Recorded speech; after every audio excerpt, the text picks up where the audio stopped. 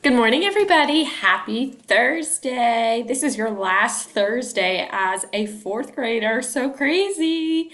I hope that you guys had a great day yesterday. Here's what's on the agenda for you for today.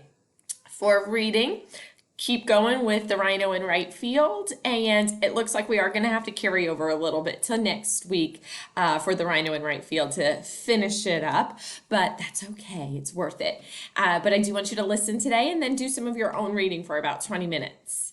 Then in writing, I want you to just keep working on publishing your narrative story. And once that's done, please just go ahead and email that to me. I think that's the easiest way to get it to me if you just want to email that. For math, you are going to do, I have just a quick fraction review with adding and subtracting fractions. And then if you want to, it's optional, but if you want to, as a symmetry review, it's finish the other side. So it gives you a design on one side, and then you have to make it symmetrical on the other side. If you need to review symmetry, go ahead on to Flocabulary to view that video. But I think you guys have a good handle on symmetry. And that's really it for me for today. You're Just for Fun from yesterday. The toy that was tested by the military was the Frisbee.